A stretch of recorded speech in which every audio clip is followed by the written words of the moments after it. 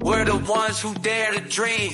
We won't let anyone hold us back. We'll take the road, let's travel by and build our empire piece by piece. We've got our dreams and we've got a plan. We're not afraid to take a stand. We'll face the risks and embrace the fear, cause we know that success is near. There will be times when we'll fall down, but we'll get up and turn it around. We're entrepreneurs, we're not afraid to lose. We'll keep moving forward, we got nothing to prove. Welcome back to episode number 8. And without a doubt, my best guest yet.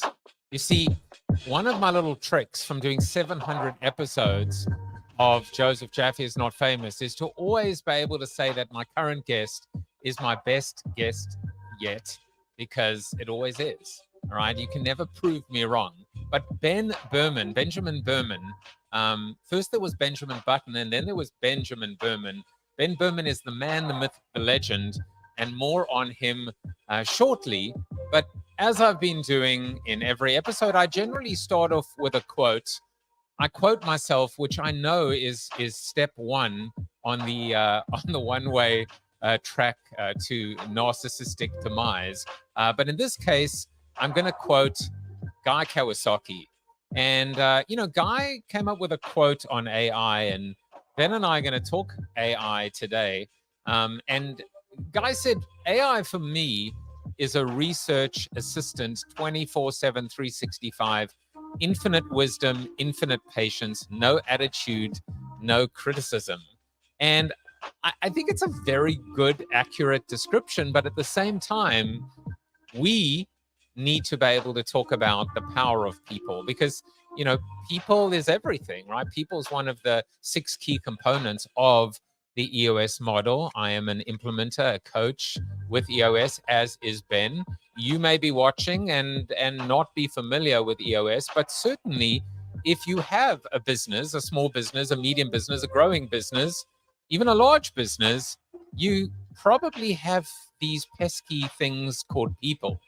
And if you have people, you probably have issues. And one of those issues is what's going to happen to all those people when the rise of the machines come to automate. Resistance is futile, says the Borg. But anyway, we'll get to that in a moment.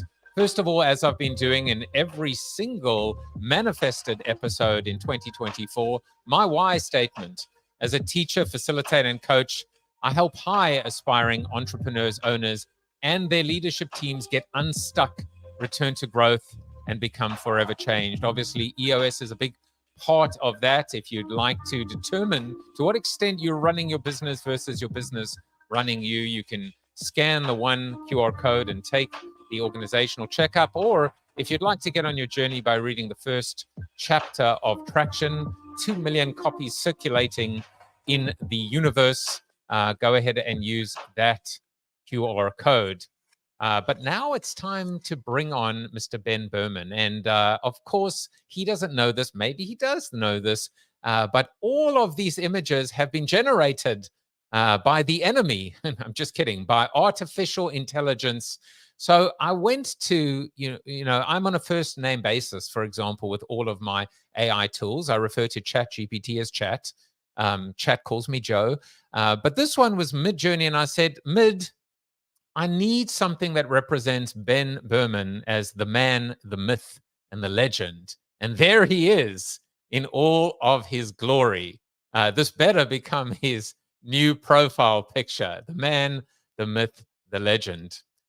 Ben Berman is an experienced entrepreneur, coach, and business strategist. As an expert EOS implementer, he has helped 75 and more high-growth companies in over 750 sessions. Ben's focus is on guiding freedom-focused entrepreneurs to improve strategy, execution, and results. His results-oriented approach has led to more than a dozen clients successfully selling their businesses. This works, while others have achieved self-managing operations by empowering their teams. Ben exclusively works with clients dedicated to meaningful growth, helping them double, triple, or even 10x their business. Beyond business success, his proudest accomplishments lie in his clients' achievements and the joy they experience throughout the journey. Prior to becoming an EOS implementer, Ben gained valuable experience as a serial operator, overcoming entrepreneurial challenges and achieving successful exits. In addition to his client work, Ben mentors and coaches fellow EOS implementers, sharing his knowledge and helping them deliver exceptional results. Outside of work, he mentors young entrepreneurs, trains in counterterrorism and crisis response, and enjoys spending time with family and friends. Welcome to the show, Secret Agent Ben Berman. Thank you for having me.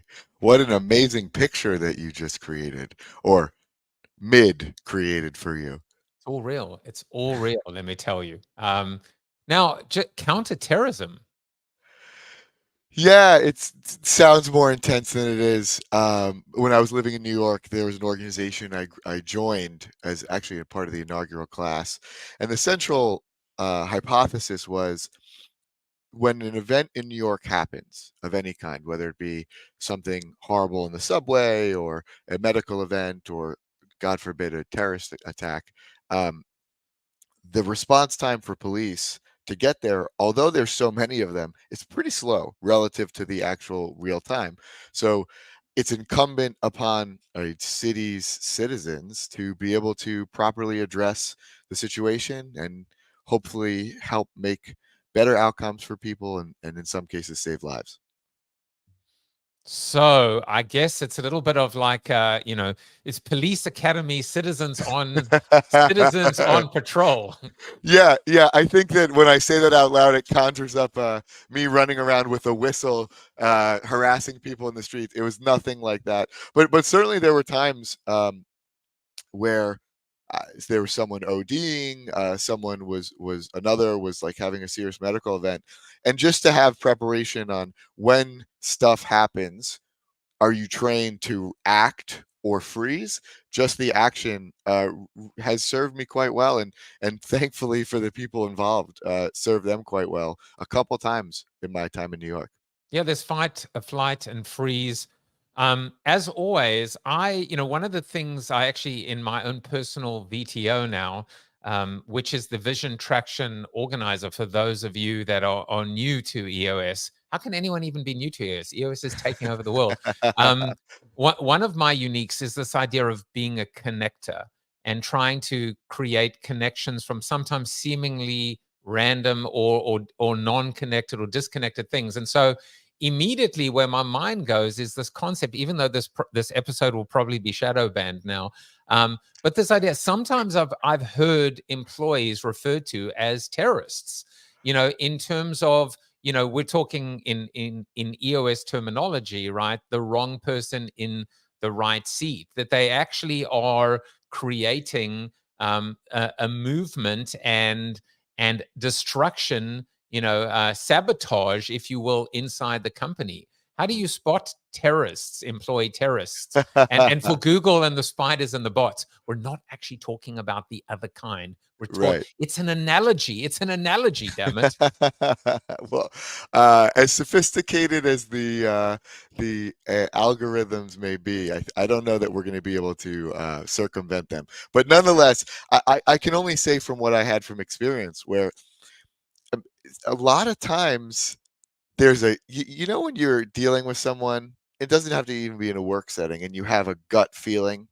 Yeah. And that gut feeling, you ignore it because there's something shiny that we can go get this thing. That's, I think, the most common experience I had when dealing with organizational terrorists.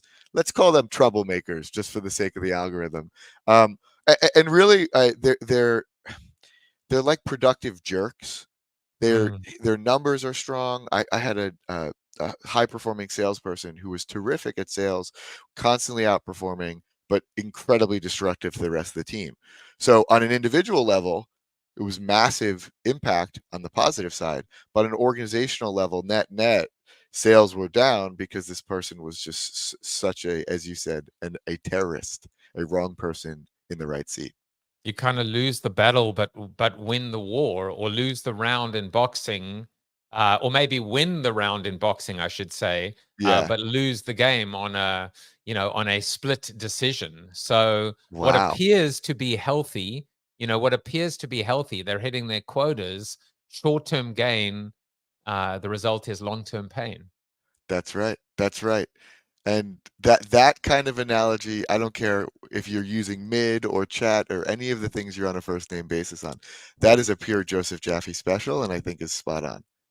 Well, it's only there because of the next segment, which we call "Do You Really Know Your Coach?" Because it's like, we got to get to know the real Ben Berman.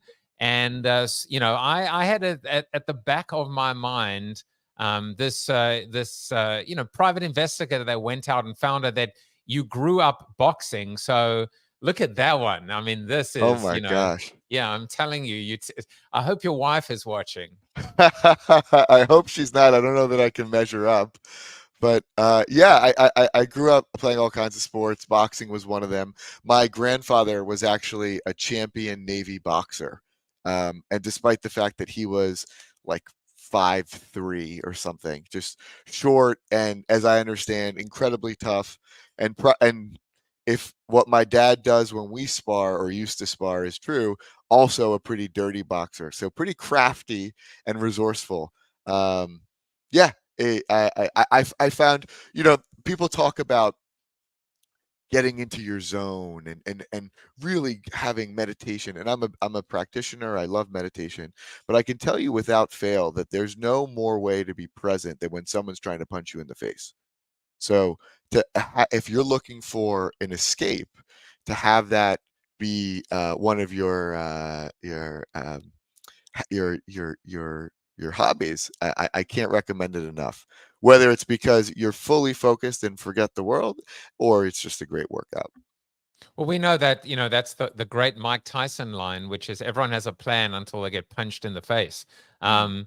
It's interesting because, we were talking earlier in the green room about, I'm teaching my first workshop called LMA, which is Leadership Management and Accountability. And one of the tools in our toolbox is this concept of a clarity break. And what I'm hearing Ben Berman say is there's no better way to be present and get clarity than to be punched in the face. It's a different kind of a clarity break. Yeah. It's only one that an expert implementer can go through, maybe.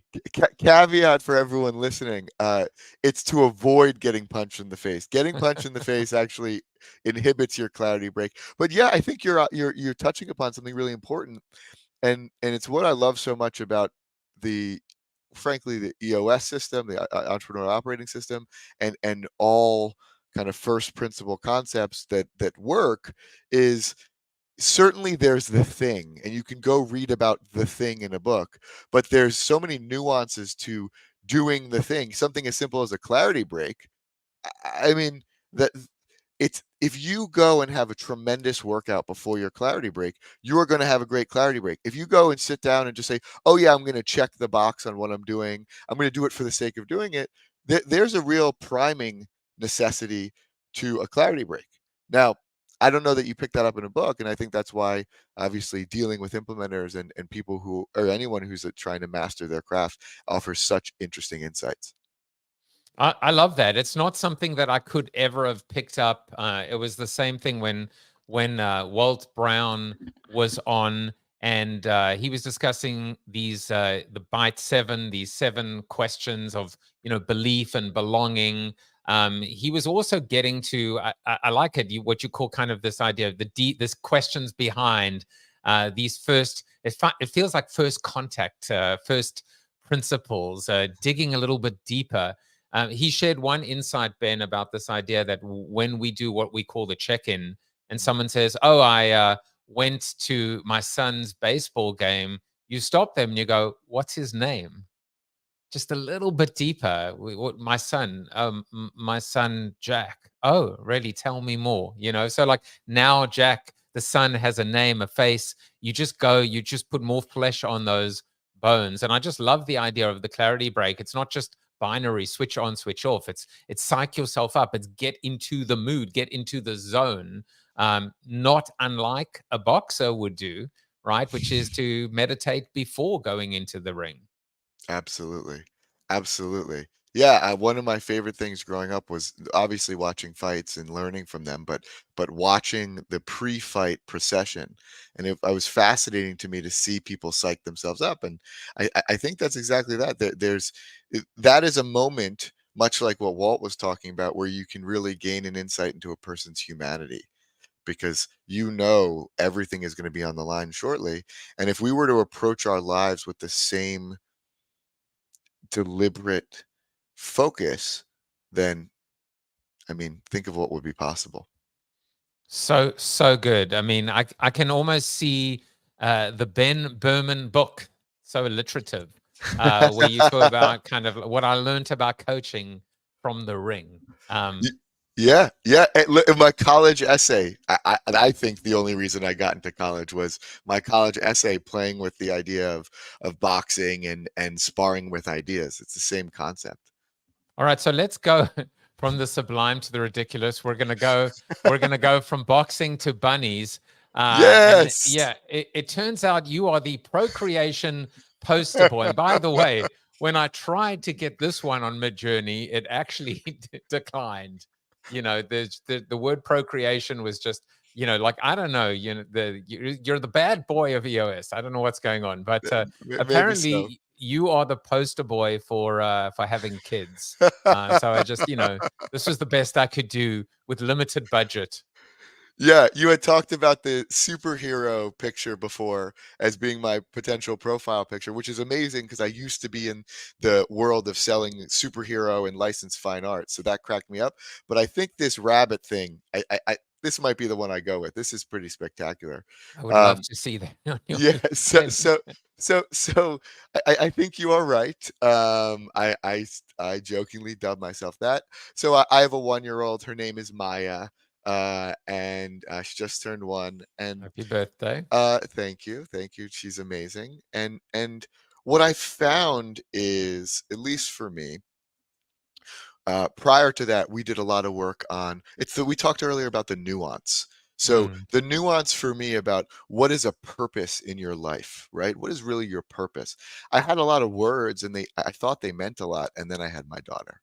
And now seeing that so much of what I do, I mean, quite literally everything that I can think about is about making her life better. Um, it's selfishly it's the greatest joy I could have ever imagined. I mean, I just look at her. It's like a lot like when you have people visit New York and they've never been, and they come to New York and they have this boundless energy and their eyes go big and they're looking at the yellow taxis and the buildings and the hustle and the bustle. And I always found that for me, it helped me enjoy New York anew because I was seeing it through their eyes. I was seeing their experience.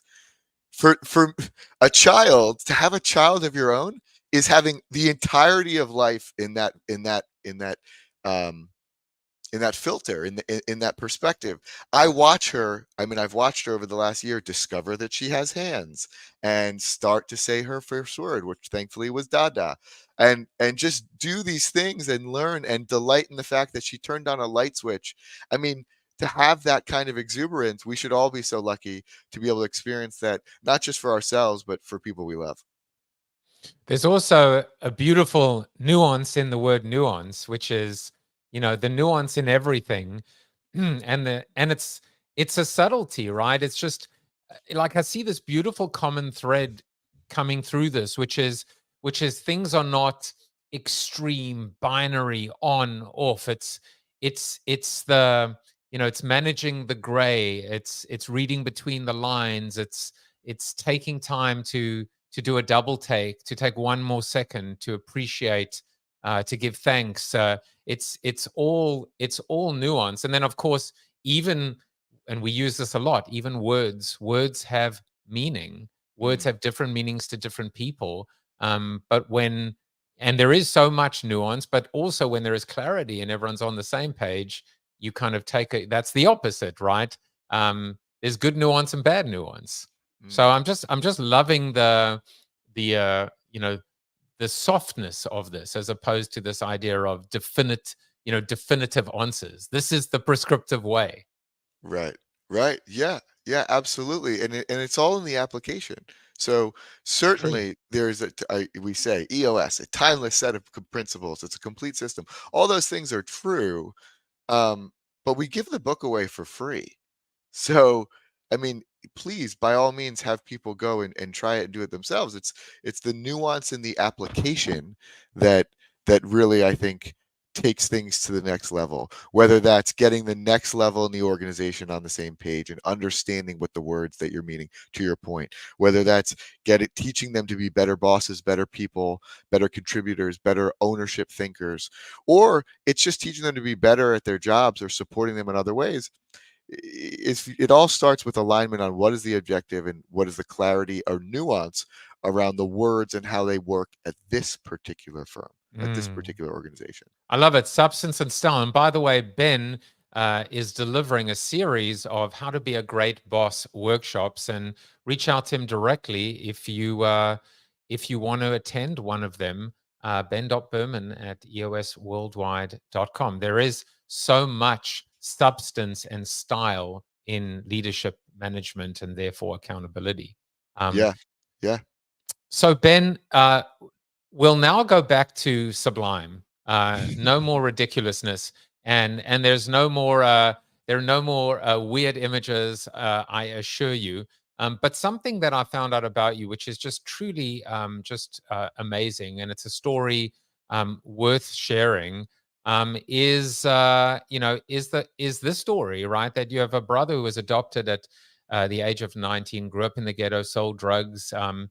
Tell us the story. Tell us how you met, and I will, as Mike Tyson once said, I will fade into Bolivian and give you the full screen. That's right. That's right. Yeah. I have two brothers. I have a brother by blood, Eli, who's 5 years younger than me, and that was the family for most of my life until I got brought in way too early. I mean, I was just, frankly, a snot-nosed kid. I was 22 or 23 years old to run this company, licensed fine art. It was a delightful business, worldwide distribution, working with from the artist's ideas inception all the way through to, like I said, getting it made and sold throughout the world. And when I came in, I met this kid. He was 19. He's wearing a do-rag, permanent scowl on his face, and he really was being mistreated by a lot of the organization. They'd accused him of stealing. They'd accused him of all kinds of things. And I come to find out his story a little bit. And not only was he one of the hardest workers I'd ever met, not only was he one of the most generous people I'd ever met, but he was incredibly intelligent and incredibly motivated, and I just took a liking to him. He was barely a warehouse clerk at the time, and he was planning to leave. He confided in me in one of the first few days, and I just said, please stick around. I don't know how I can help, but I'm sure I can help. Just let me take you under my wing.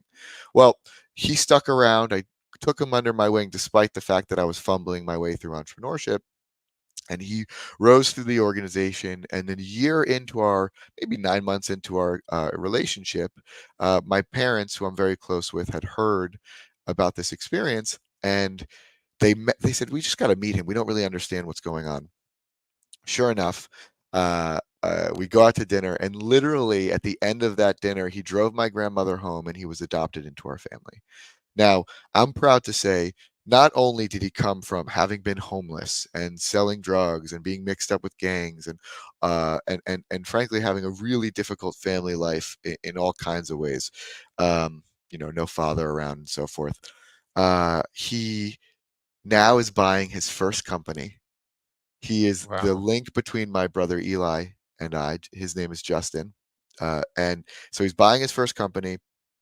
He's the link between my brother and I, and he's a father, and he's just an amazing father, and like I said, has taken to the quote unquote job, the role of father, as much as he's taken to entrepreneurship and work as well. He's a fantastic human being, by the way, an incredible business operator himself.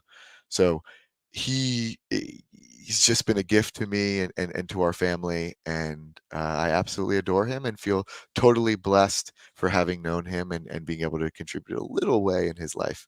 Frankly, why we do what we do, what drives what we do, is between all the entrepreneurial ventures I've got going on and the coaching, what we're looking to do is certainly put ourselves in a position for ourselves, right? EOS life, and really make an impact to replicate the success that he had. And by that I mean there are a lot of kids who are a lot smarter, a lot more motivated, a lot more resourceful, and just dying for an opportunity, who were in his position, who don't get looked in the recruiting funnels. Whereas you got kids coming out of these Ivy League schools where they think that their what doesn't stink in many cases, and are not really willing to dig in the way that someone who's more resourceful or has more of a need will. So long term, we're looking to link those two and really help business owners by bringing in a new pool of talent to them, and of course help kids. I say kids liberally, but kids or human beings who are disadvantaged to have opportunities to make an even bigger impact and to have better lives. Shout out to Justin Shout out to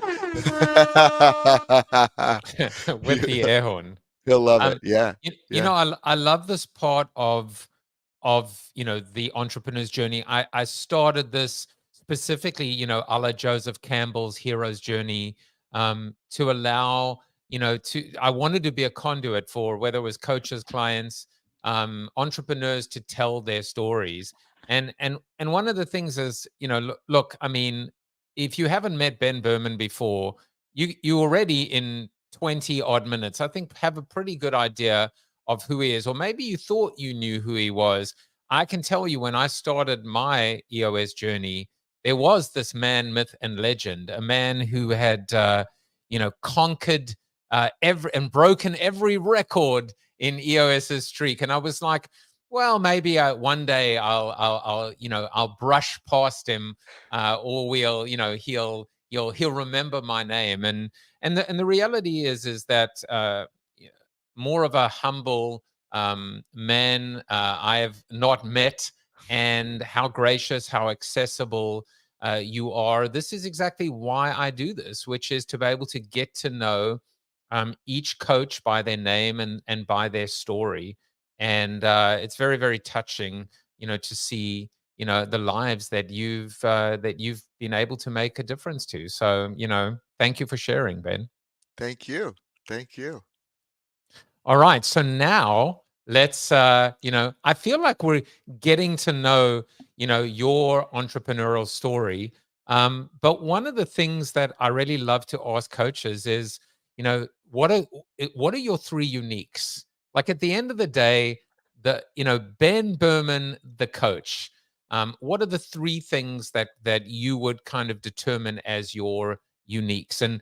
And for those people that are watching, we kind of say, not that they're competitors, but there are many coaches out there. We'd say, some of them might share one of the uniques, few of them too. But when it comes to all three, none of them can share those three, because guess what? If they do, they're not unique anymore. Mm-hmm. So tell me about Ben Berman's uniques. Yeah, other than that superhero picture, which I think should cover all Your three. your three uniques just are show it up. man, myth, and legend. Not even close. No, I said it. I said it. I said Yeah, it. well, you're lying. Yeah, I think it's a few things. I think first of all, my enthusiasm for my clients, for my friends, for my family, I've been told it's been infectious. Um, I I like to have fun. And I think that if we're going to work together in any capacity, not only should we be incredibly productive, but we should enjoy the journey, as I know you are doing literally in this podcast. Number two is the concept that I think we touched upon, which is structured flexibility. I just love the concept of understanding the basics of something, the first principles, not necessarily so they can be broken, but sometimes knowing where the flexion points are in the system. Here's where there's an absolute foundation and conceptually that needs to be kind of adhered to in order to be successful. And here are the many places where you can flex and improve upon it. And I think the final is thinking from a leverage perspective. from the beginning of my journey in EOS, I've always understood somewhat intuitively at first and then intelligently after that what makes a company really successful in EOS or in any endeavor, whether you're using coaching or not, is not just the coaching itself, but the implementation.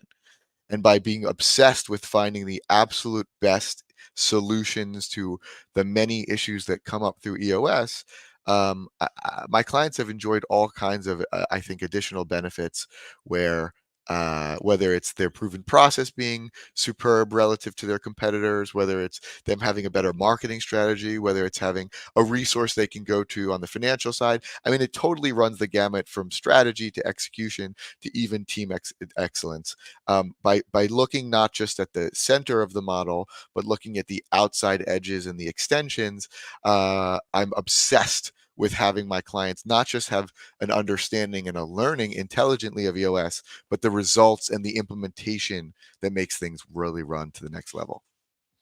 So if I was to recap, infectious enthusiasm, fun, and it's not the first time I've heard fun, which I love because it seems like it's almost like, do not apply if you're not prepared to actually inject a little bit of fun into the process, because life can be pretty serious. And then the third one, which I've never heard before, and I may never hear it again, is the concept of leverage as a unique. I jotted down implementation as a force multiplier. Which is a really great way to think about supercharging, amplifying, it taking skill, energy, potential to the next level through structured flexibility. This is the Ben Berman copyright registered Inc. Proven process, is it not? Something like that, yeah. I love it. I love it. And so, if we took those together and I had to ask you what type of coach you were, I can almost paint, color by numbers, which is you know, I don't see you as I don't see you as a tough, as like tough love, but maybe jump in and tell me if I'm wrong. But I see you as clear, the clarity, the conciseness. I feel like you can. What's that beautiful quote about pulling versus pushing the string? Right. You're not much of a pusher of strings, are you?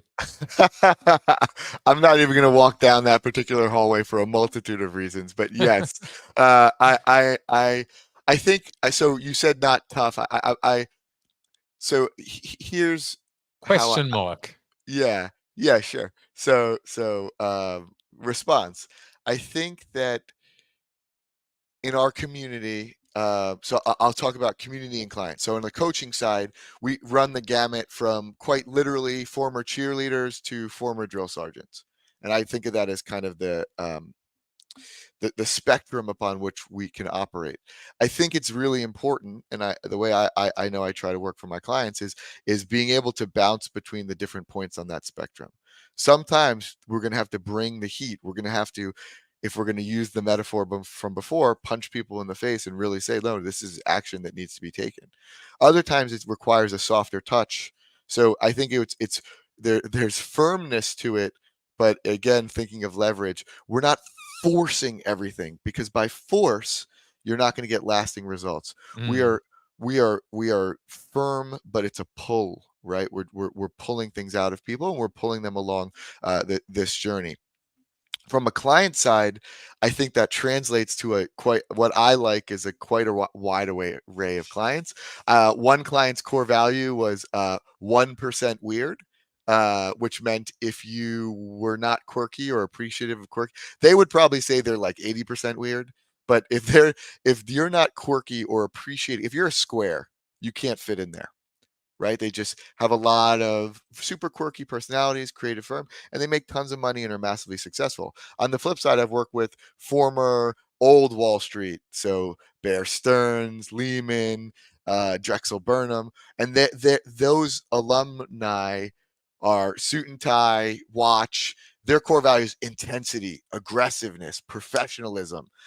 Even their receptionist is intense and aggressive, and not in an off-putting way, but that's just the feeling that they have when they come. So all that to say, I think that it requires a true coach can flex to those different pulls, so to speak, and provide the necessary drive or pull when appropriate.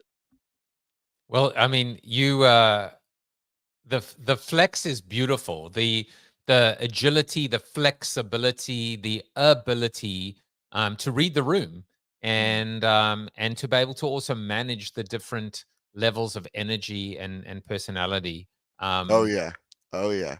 I'm learning. You're mentoring me in the process. I'm. This is my cheat code. You know, We're learning together then, so that sounds great. I love it. Let's talk about the thing that let's go all the way back to the beginning, and I showed you that Guy Kawasaki quote. Mm. You're spending a lot of time now on AI, Hmm. bringing AI to your clients. You've got a new offering, Hmm. and I'll let you set that up. But there's a quote that just I don't know why, but it just irritates me, and it says, because I think it's true, but maybe it isn't. But it's this idea of like, it's not that AI is going to take your job; it's the people that are using AI that will Hmm. take your job. And I don't know why, I just don't like it. Maybe because it's true. I don't know.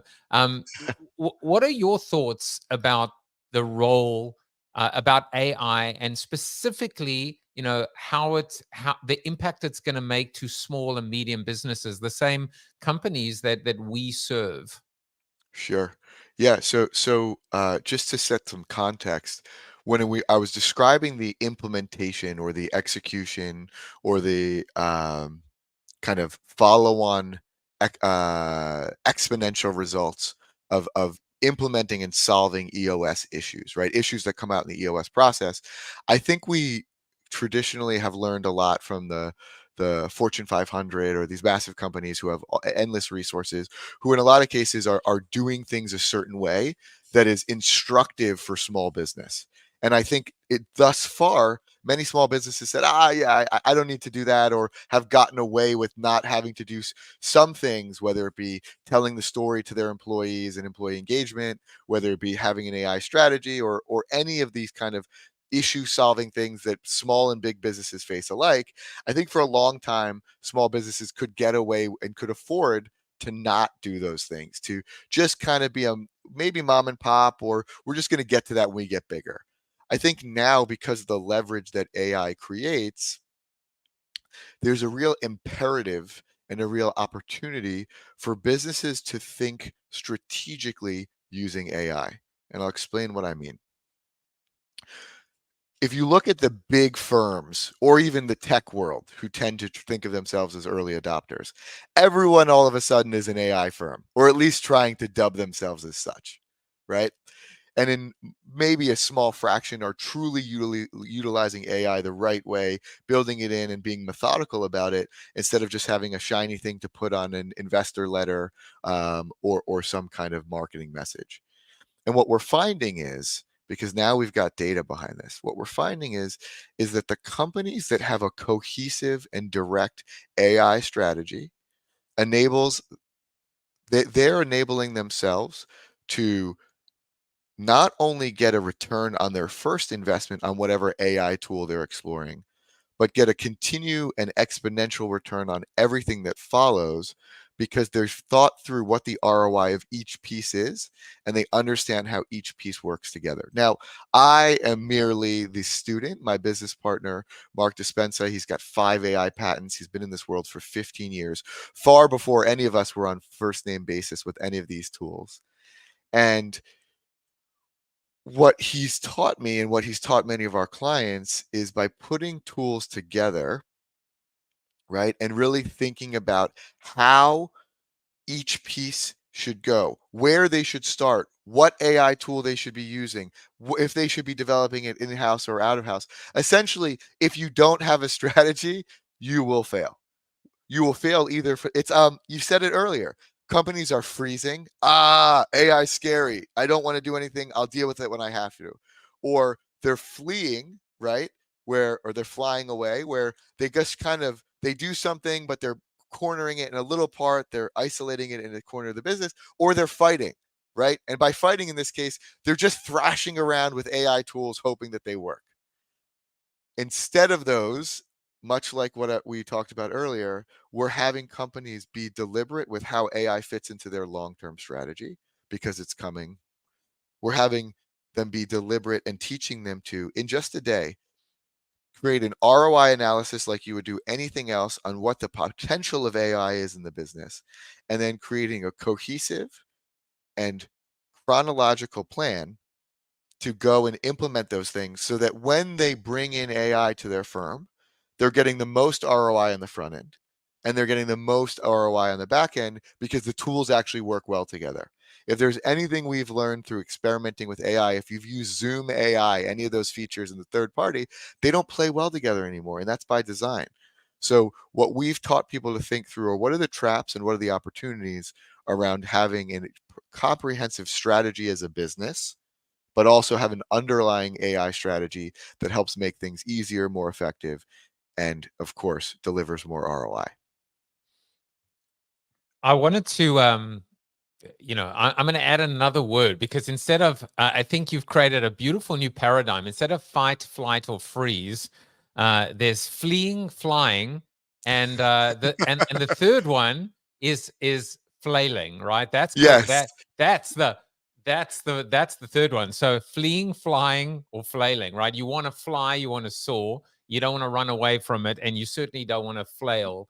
So look at us riffing together, Look at us. fleeing, flying, and flailing.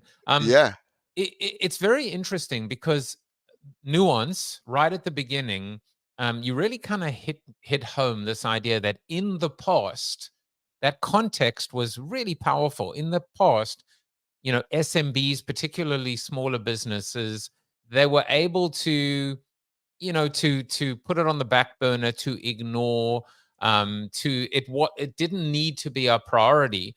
And I think that too, again, there's nuance to the nuance, which is the fact that we always looked, I mean, certainly as a digital person myself, ex agency as well, we always looked at digital, the internet, as leveling of the playing fields, and then we looked at social media as leveling the playing fields. And certainly AI can level the playing fields, but AI can also just completely nuke those playing fields too. And so it's both. It's both the positive and the negative together, and you have no choice but to play. Yeah. Yeah, I think you're absolutely right. And as a listener's note, I should add that I think a lot of people come on podcasts and say things, and there's an affectation of having known, like they know it all, right? Or they've learned, or they're just parroting things. And I'll say, from a leverage perspective and an AI integration perspective, as good as my team is, and the team is fantastic, I myself am still learning, both in using AI as a leverage, kind of power versus force, pulling the string as opposed to pushing. I myself am going through that journey with everything in life. So I don't want to come on here and pretend like I'm some kind of unbelievable expert. To talk about level playing field, I'm crawling, running, and jumping on that same playing field that's either getting nuked or being leveled, depending on how you look at it. So just a kind of disclaimer there. To your point, though, back on focus, that you say something so profound about the leveling of the playing field, and even the words that you're using really strike me. The first being that I think the access to knowledge is becoming democratized. So using AI and other tools, it's much easier to just get words and raw data, if you will. And number two, your terminology of the playing field, I think, is really profound, because people look at this and they say, wow, like that, back to that intensity, that force, we must figure it out. We must figure it out. We're going to push it through. I think that strategy is bound to fail. Part of what makes implementation of great strategies great is that structured flexibility and the playing with the ideas, as opposed to the working on the ideas or the forcing of the ideas. Is anything I'm saying tracking, or am I in distant space here? Not only is it tracking, but it actually feeds beautifully into the need for curation. in a saturated landscape. Because if I've learned anything from playing in this AI space, is the concept of, I know we talk about hallucination in a different way at EOS, Hmm. but the concept of hallucination, which is, how do you know that what you're getting, from your machine is in fact correct? So kind of, there is oftentimes garbage in, garbage out, but it is curation. That's the human approach, which is not to say that it won't ever be replaced, but the ability to discern, to apply levels of context. We even say this, right? We teach tools and then provide context. It is the context and the softness and the nuance and the use cases, that is as much style and creativity as anything else. So I think it plays really well into the land grab, right, Ben? Everyone is, we've got to figure out AI, the force, Hmm. right? And people thinking, am I too late? What am I going to do? I'm overwhelmed. Time to flail. Time to, to flee. You know. So you need a guide. You need a Sherpa. Yeah, yeah. I mean, I think you just expressed one of my central hypotheses, or the central concept that we've built What If, which is the non-EOS company. Of course, we run on EOS, but providing additional curation of services and in some cases delivery of services. The concept behind it is there is so much out there for the small business.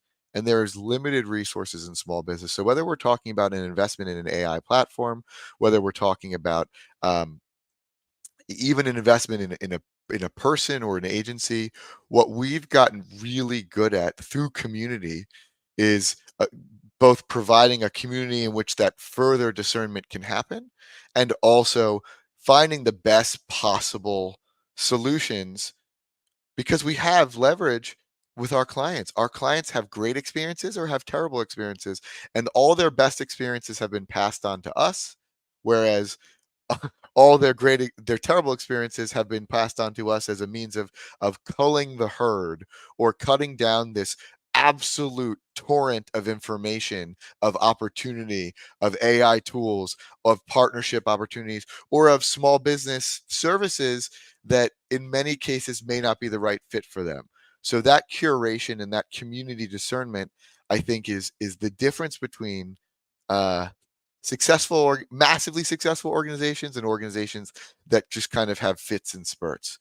So that is the central thesis around what we are building and have been building, and frankly, what gives me most joy. You talked about connections earlier. I think that concept plays really nicely here. It's the connection to the signal through all the noise that exists. I've always loved to apply the dual filters of quantity and quality. Mm, So you're, even in the concept of a funnel. When I wrote Flip the Funnel myself, it was like, well, sometimes the funnel is the filtration. Well, it's the from a lot to a little. It is the hmm. quantity, but Hmm. sometimes it's filtration in terms of quality, purification, Hmm. and so there's too much out there. And once we've distilled it down into something that is manageable, we then have to make it meaningful. And that is, and that is as much an art as it is a science. Mm. And I guess that's the other part of it, right? If AI is the science, then humanity, perhaps arguably, is the art for now. Ooh, if you're going to quote yourself, that would be a quote that you should use, because that is totally spot on. Yeah, I've already absolutely. forgotten what I just said. Good thing it's being recorded. So yeah, I think of it like this. I think that entrepreneurs deserve to have the same type of curation that massively successful uh, people get when they have a family office. And by that, I mean a family office either delivers or brings in the best solution, because they know that their employment is predicated on delivering world class results to people who have discerning tastes but not time to discern through all the options. I believe that entrepreneurs deserve that same curation and that same level of service and that same opportunity. and they don't have to have sold their businesses. In fact, that's the thing that's going to get them to be successful enough, if they choose, to have their family office of their own. So for me, both art and science behind that. There's the human connection, the technology connection, and then of course the results filter that helps refine all that through. There is a word that I just want to, double tap on, which is the word deserve. And I think it's so powerful just to be able to say, you deserve more. You deserve to get what you want from your business. You deserve peace and peace of mind. You deserve whatever it is that you wish for. And don't let anybody tell you that you should accept anything less than what you rightfully and deserve, if and only if you're prepared to work at it. Um, and so I love that.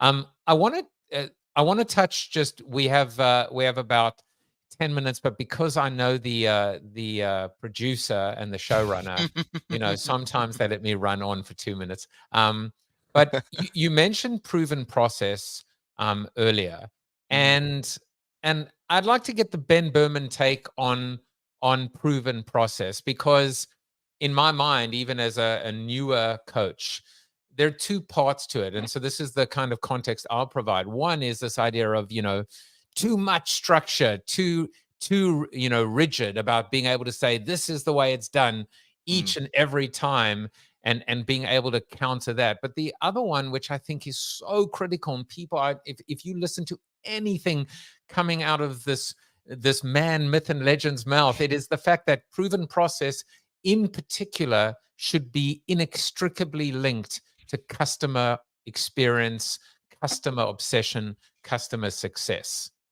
I just put words in your mouth. You feel free to chew on them or spit them out. They're delicious. So I think it actually is a beautiful way to come full circle. I want to say something, if I may, just backtrack for a half second, because I think it just bears mentioning, which is when I told that story about Justin, I think there are a lot of people, we underestimate how many people in the world haven't been told, maybe by parents or others, that they deserve better. And all it takes is to give them that permission and that validation to really unlock a lot. So I just want to say really quickly how much what you said resonated with me.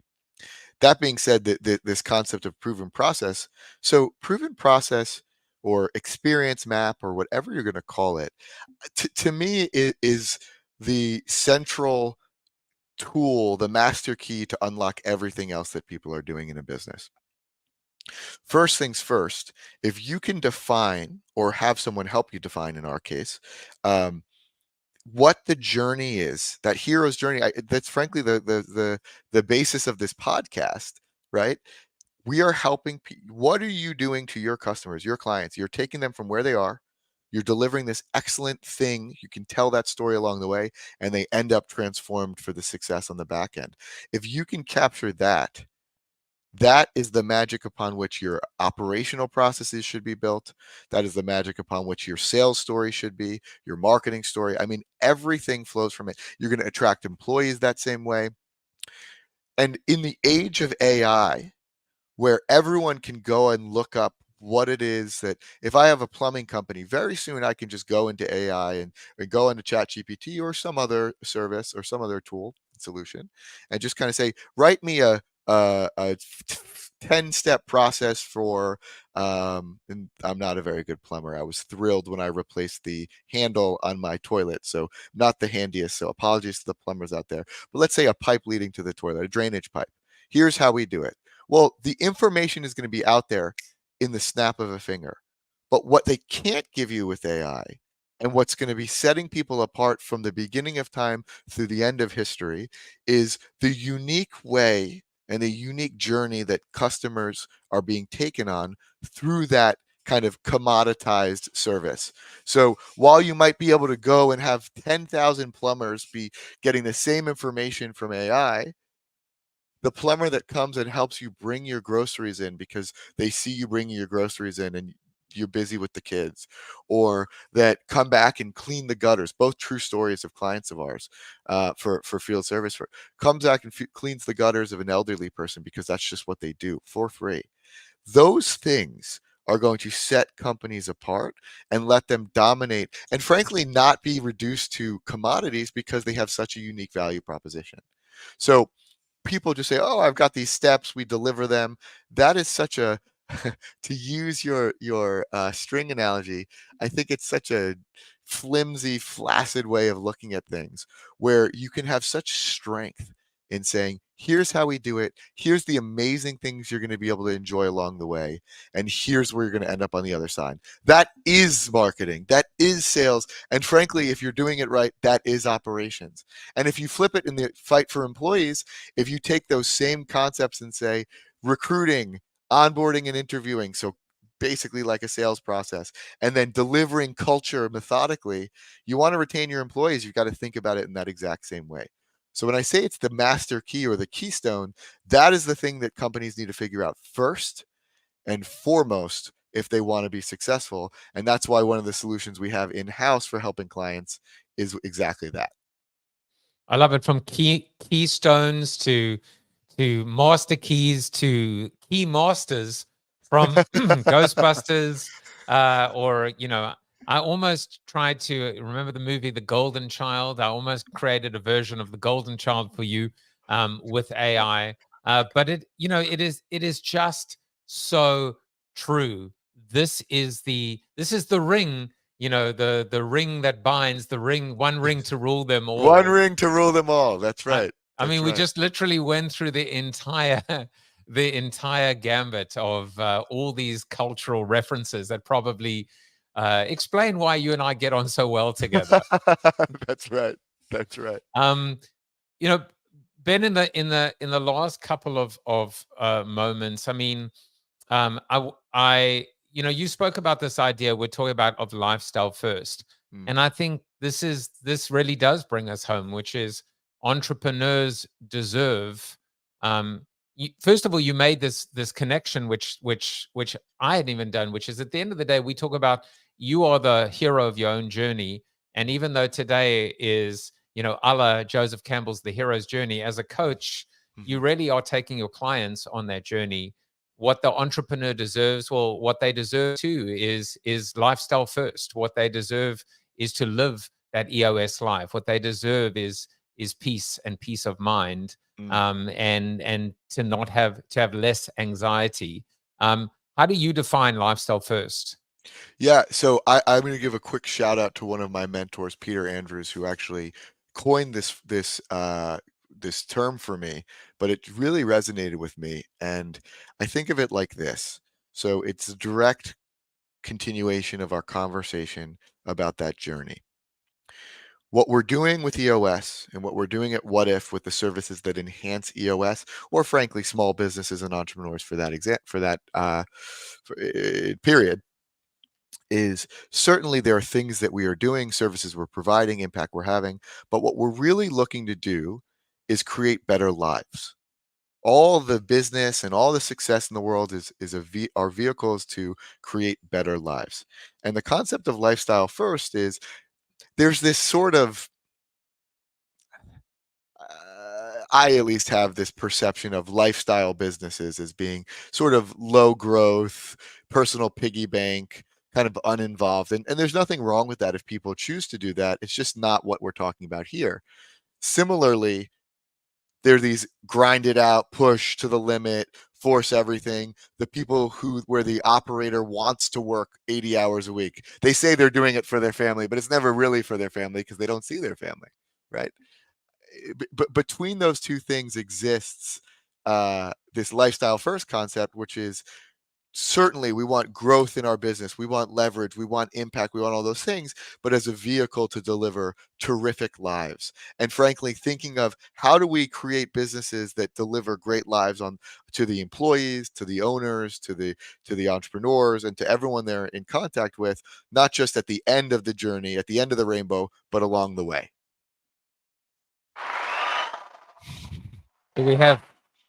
You got the air horn, you got the applause.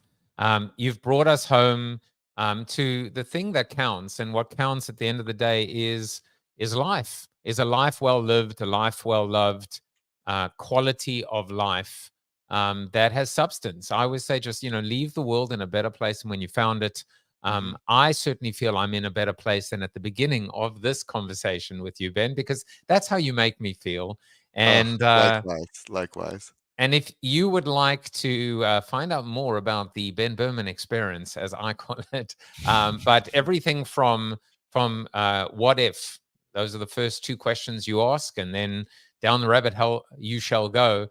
Go check out his What If Offerings AI marketing proven process at justwhatif.com. You can contact him at ben.berman@eosworldwide.com to find out about working with him, but also his amazing Great Boss workshops. His mini site at EOS is over there. And, he hangs out with me on LinkedIn from time to time as well. Ben, scholar, gentleman, last word, though, is yours. What do you want to leave the audience with? I want to leave the audience with just immense gratitude and a disclaimer. I remember being someone who would listen to people talk about these concepts of leverage and better lives and all these sunny things that sounded quite hippie-ish in my mind at the time. And I remember thinking, yeah, it's probably all crap. They're just, peddling. And I want to invite listeners to really think through what they want from their businesses and from their lives. And if it is both really meaningful growth, really and meaningful impact to themselves and others, then I think that we're probably aligned and worthy of talking. And if it's not, that's okay. But just to be really clear, first and foremost, to what they want. Yeah, and if not, then contact me and I will be. No, I'm just joking. I'm just joking. We will see you next time on the next episode of The Entrepreneur's Journey. Thank you, Ben, for spending time with us today. Bye-bye. Joseph, thank you so very much for having me. What a delight. Always, my friend. We're the ones who dare to dream. We won't let anyone hold us back. We'll take the road, let's travel by and build our empire piece by piece. We've got our dreams and we've got a plan. We're not afraid to take a stand. We'll face the risks and embrace the fear, cause we know that success is near. There will be times when we'll fall down, but we'll get up and turn it around. We're entrepreneurs, we're not afraid to lose. We'll keep moving forward, we got nothing to